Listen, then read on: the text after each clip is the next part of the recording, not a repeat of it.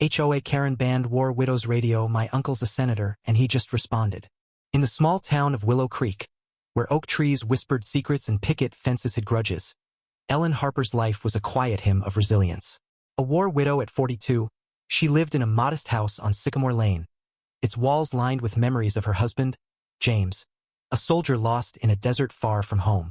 Every evening, Ellen played his old radio, a relic from their courtship, its crackling tunes filling the silence with love's echo.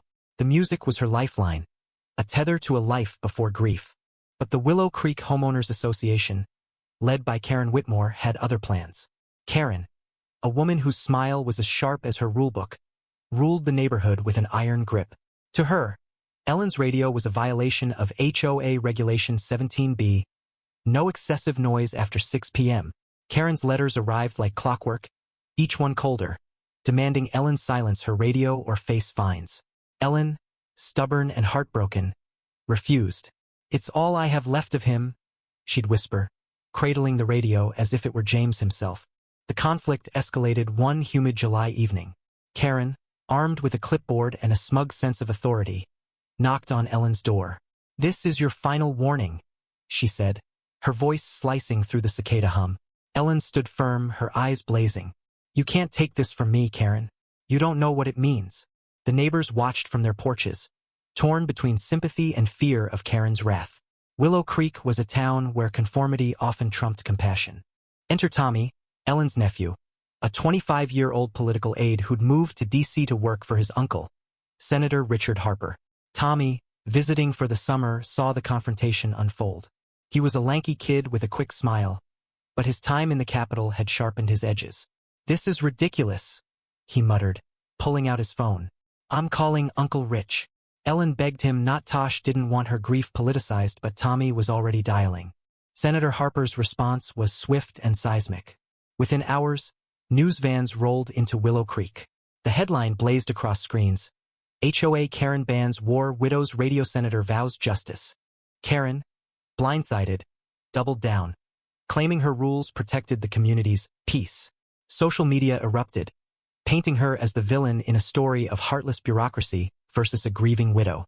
Ellen, mortified, wanted no part of the spectacle. "I just want my music," she pleaded. But the twist came from an unexpected source. Mrs. Delaney, the elderly librarian who lived next door. Known for her quiet demeanor and endless stacks of romance novels, she shocked the town by stepping forward with a secret. At a heated HOA meeting, with cameras flashing and Karen presiding like a queen, Mrs. Delaney stood, trembling but resolute.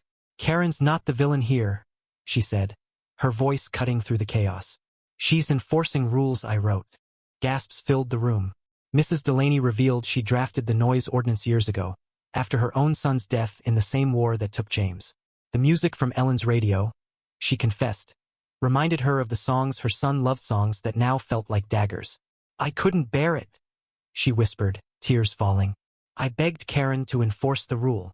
The room fell silent. Karen, for once, looked shaken, her armor of authority cracking.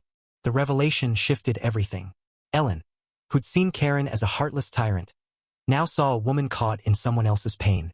Karen, painted as a monster, was just a soldier following orders. And Mrs. Delaney, the quiet neighbor, carried a grief as heavy as Ellen's. Tommy, watching from the back, felt his righteous anger falter. His uncle's political stunt had turned a private wound into a public circus, and he wondered if he'd made things worse. Ellen made a choice that night. She invited Mrs. Delaney over, and they sat together, the radio between them. Ellen played one of James's favorite songs, a soft jazz tune. Mrs. Delaney wept but didn't leave. "I'm sorry," she said. "I didn't know how to carry it." Ellen took her hand. "We carry it together now." Karen, invited but too proud to attend, watched from her window, her face unreadable. The town tried to move on, but the scars lingered. Senator Harper's justice never came. His attention shifted to the next headline.